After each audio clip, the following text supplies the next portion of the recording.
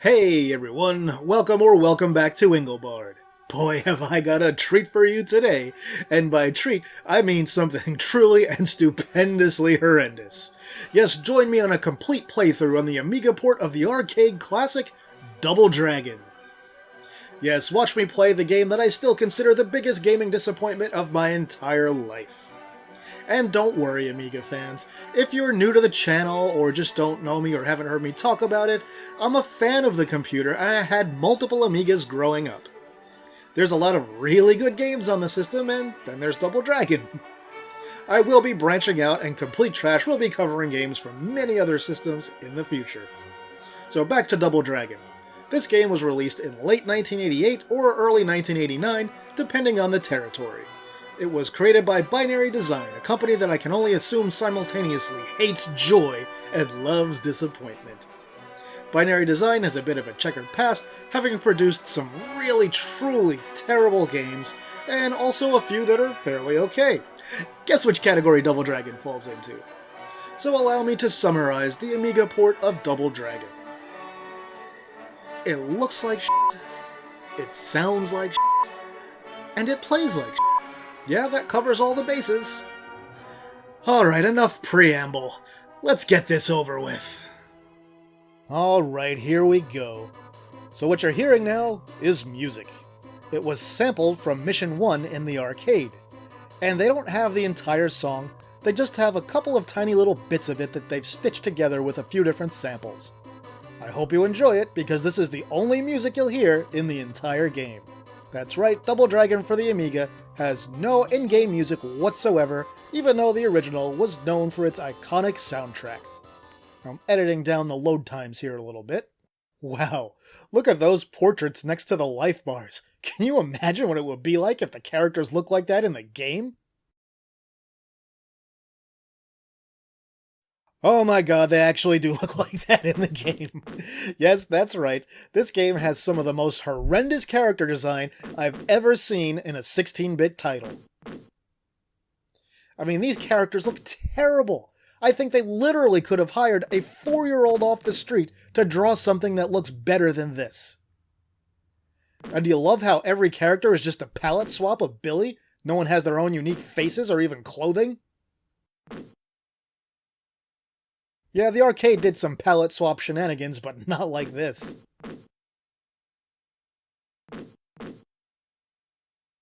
Probably the only compliment that you'll hear me pay this game is that the backgrounds actually look pretty decent. Everything else is terrible. Did you see the animation when you're doing the knee smash? I mean, that is just classically awful. Look at that. And the Amiga only really supported one button for the vast majority of its games, and Double Dragon is no exception. The system was capable of supporting more than one button, but almost no game did. Well, at least not until much later in its life. And look, Linda's the completely wrong color. She should be wearing blue. Oh, and watch this. Look at Billy's face when he swings the whip. Who saw that and said, yeah, that's perfect. That's exactly what people look like when they use a whip. And look at him. Look at him when he walks with the whip. Do you notice that it's not in his hand? Where exactly is that sticking out of? What is he grasping that with? Alright, here's a Bobo, and he actually looks kinda okay, I guess. And if you look at the Williams, I guess, swinging the baseball bat, do you notice something about his animation? He's wearing a jacket just like Billy, only they made it all white. So if you look at him, it hangs off his back when he swings the bat and bends down in certain frames and stuff. So lazy. And here's the hilarious thing about the bat. It's almost more dangerous when you're not facing an enemy than when you are. You can actually hit them when you're facing away from them. And once again, you've got a pretty hilarious facial animation when you swing the bat. It's not A+ material like the facial animation for when you swing the whip, but it's still pretty good.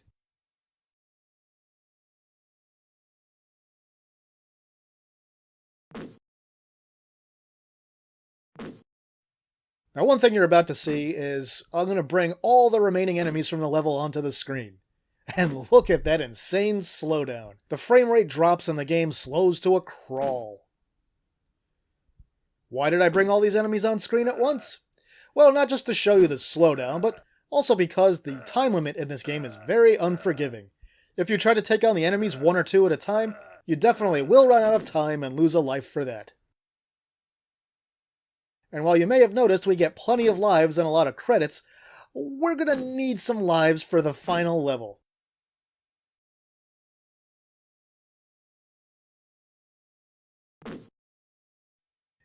Do you see Obomo's animation when he punches and hits in this game? It's hilarious.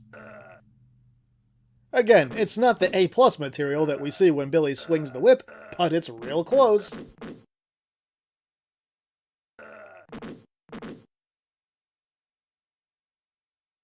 One other minor thing that I'll give this game props for is that it does allow for 2-player simultaneous play.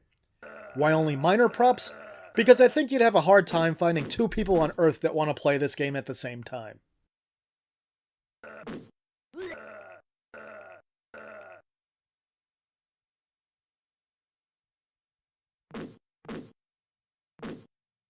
And if anyone is wondering if this performance is due to emulation issues, it's not. I actually own this game on real hardware.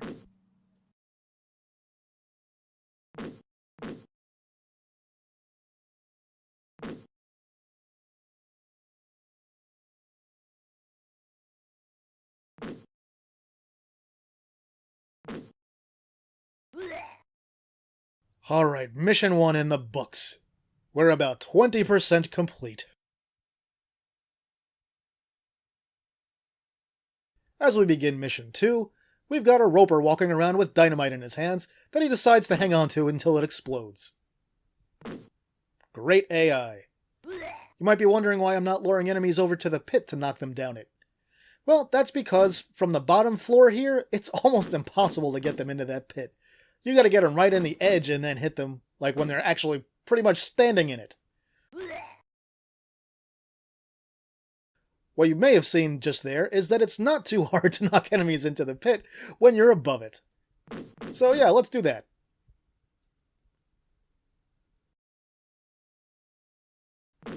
Yeah, good physics. Excellent work.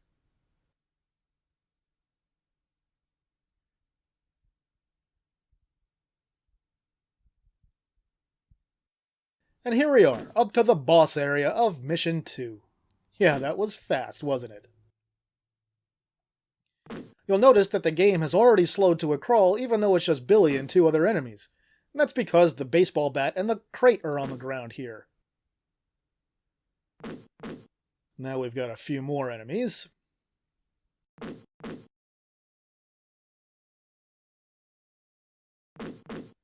One thing I'll note here is you'll see that the conveyor belt is in this section just like it should be, and it animates, but it doesn't work right.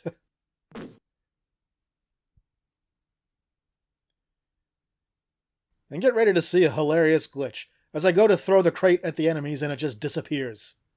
Yeah, look at that! What happened there? There are some other hilarious glitches where you can just make all the enemies walk off the bottom of the screen and fall to their deaths. Didn't happen this time, I wish I could have shown it to you. Maybe I'll include a little bonus footage from some practice playthroughs afterwards.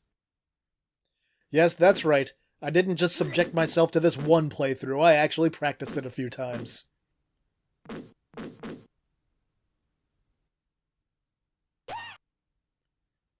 And here you'll see me hit enemies with the baseball bat when I'm facing away with them like I mentioned earlier. If you haven't noticed, the collision detection is also terrible. Sometimes you'll hit enemies, sometimes you won't, even when it looks like you've connected with them very solidly. And if you look up at the status up there, you can see that I'm almost out of time, reinforcing what I told you earlier about having to bunch enemies together and fight them at the same time to ensure you don't run out of time.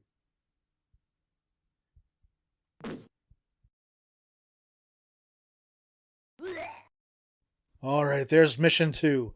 We've now got 40% of the game behind us. Thank God. Here we begin Mission 3, and yeah, again, the background looks pretty decent, I'll give it that.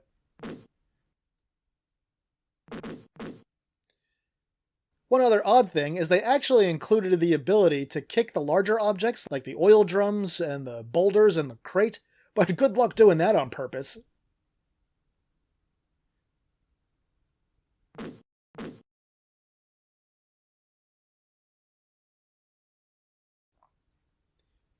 Here you'll get to see some A+ collision detection work. Watch the enemies as they swarm together. I swing the bat, and only a few of them actually get hit. Well, not there, but it's coming. Like right there. What is up with that?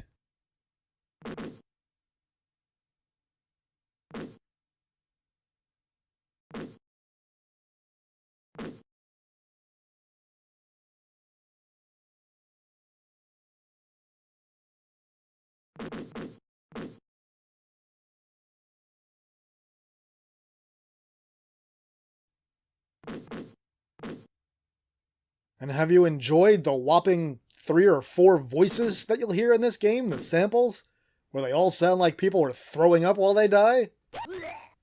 Quality work.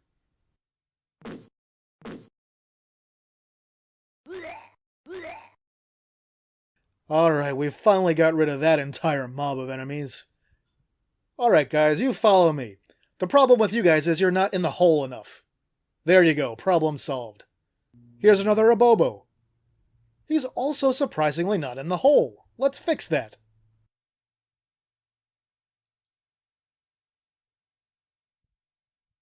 Check out this awesome maneuver. Bam! Into the water, even though he wasn't even lined up with it.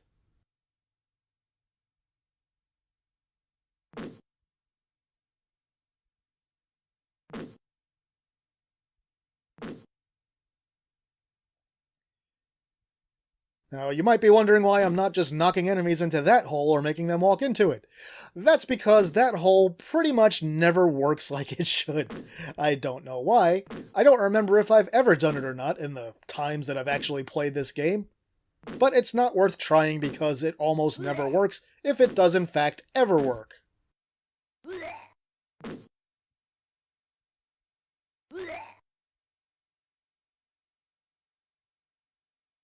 Look at my awesome backwards baseball bat skills. Now I'm scrolling on here for 2 reasons. Number 1 is to fight the time limit and make sure that I can kill everyone without running out of time. And the second is, there's a glitch that often happens in this game where you'll get to this part and it just doesn't spawn the boulder or the abobos after you've killed the other guys. Yep, that's right, so you just wander around here with absolutely nothing to do, and you can't progress in the game and have to start over when that happens. Quality programming. As you can clearly see, if you can grab a baseball bat, that's the way to play this game.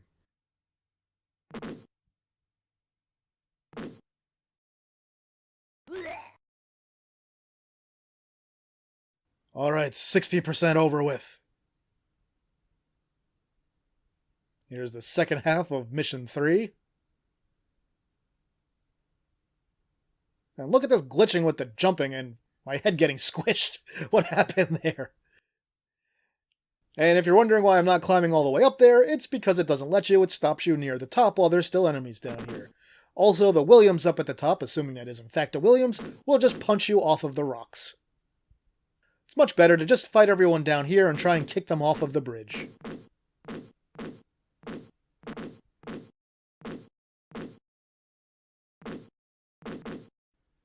Some more lovely knee smash animation. And look at that Williams. What's up? What's he doing? What's wrong? He's having some kind of seizure as he tries to fight me.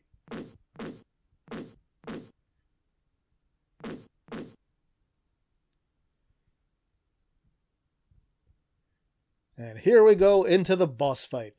There's a glitch on this one where you can really cheap it out, and I couldn't get it to work, even though it's worked pretty much every other time I've ever played the game except for this one. You can jump up onto that platform, and you can just punch or kick at the air, and it'll hit the enemies below you for some reason. You'll get to see a little bit of it here, but usually you can just jump up there and cheese the enemies to death without them ever being able to touch you.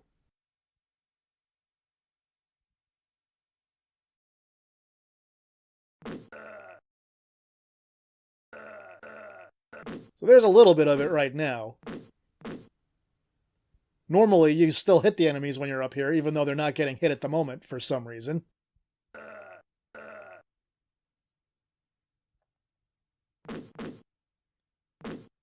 I'll try it again in just a little bit. For now, I need to do some damage to these guys.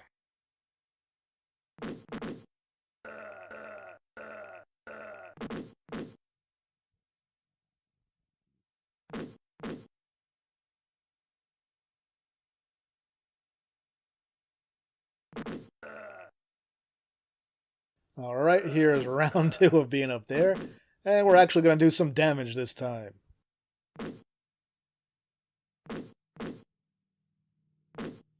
Yeah, the completely inconsistent speed of this game is definitely another issue with it. You'll have times where it speeds up and goes really fast, and times where it slows down to an absolute crawl.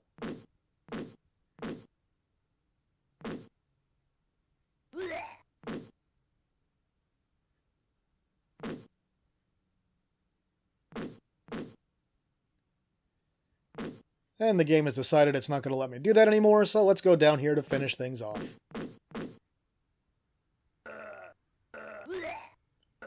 Again, watch the faces for some really classic animation frames.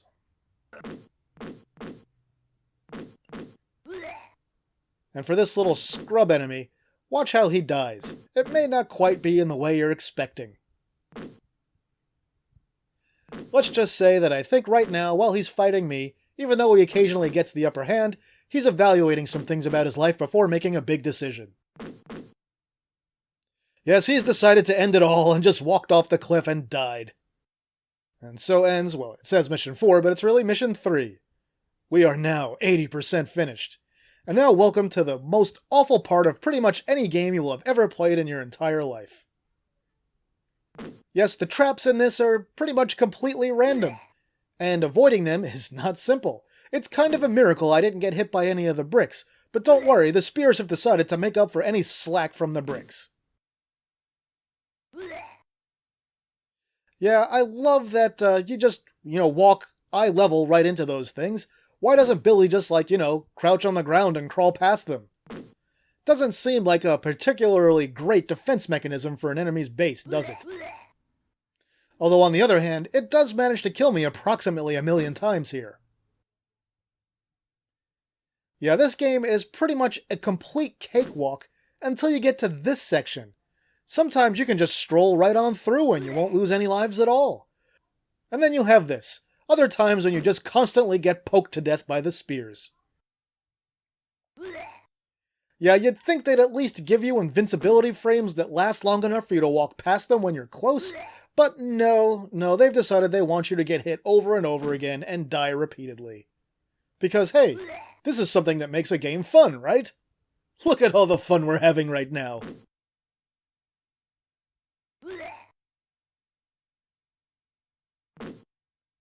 Will I ever get past this, or will I run out of credits?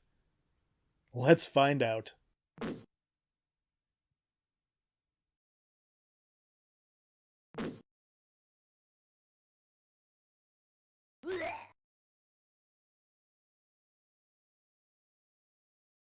Hey, look at that.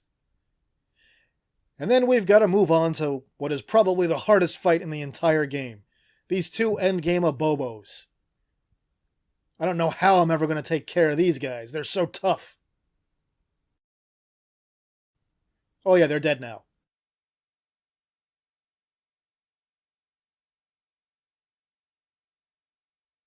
And now we're headed into the last room. Hey, do you notice your feet when you walk? Or basically that you don't have any? You just pretty much have little nubs? And there's Marion hanging from the wall, if you didn't notice. She looks surprisingly sausage-like in this version of the game.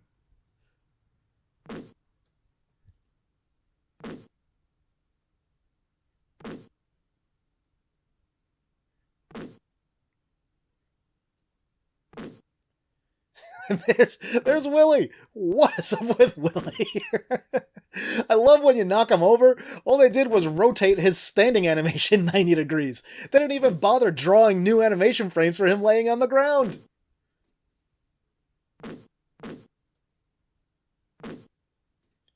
And also, what's with his gigantic head?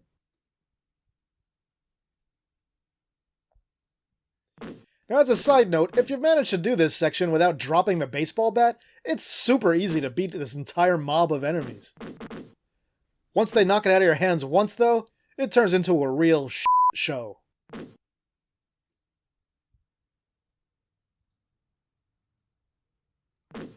And yeah, if you haven't even noticed, Willie has been firing his gun. There's no animation or sound effects when he does that, so you don't even know that it's happened. Usually you find out by the fact that you just spontaneously flew into the air and died.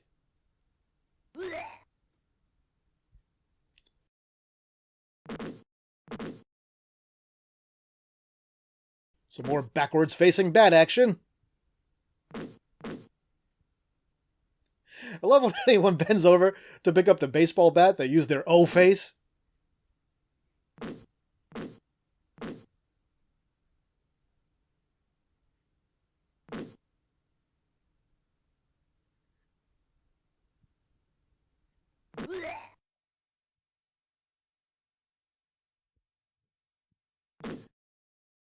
What's going on there?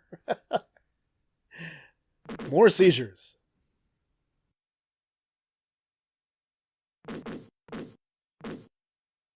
Don't worry, we're getting there. There's not too much left.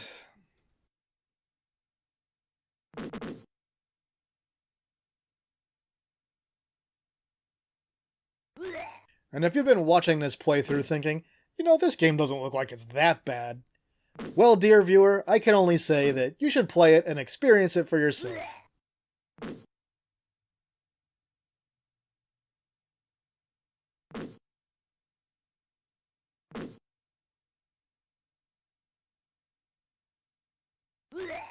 Alright, I did it.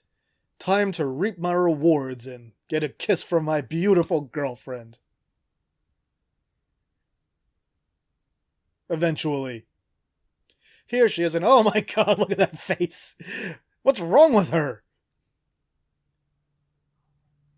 And for whatever reason, when she leans in to give you the kiss, her waist shrinks to about 2 inches wide.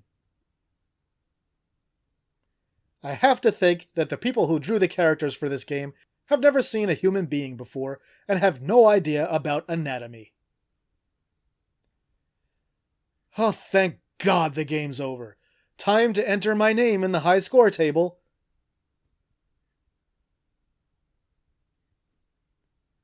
There we are. Now this game will always know how I feel about it. And so ends the horrendous nightmare that is the Amiga port of Double Dragon. Hey, everyone loves some wacky outtakes. You want to see some wacky outtakes?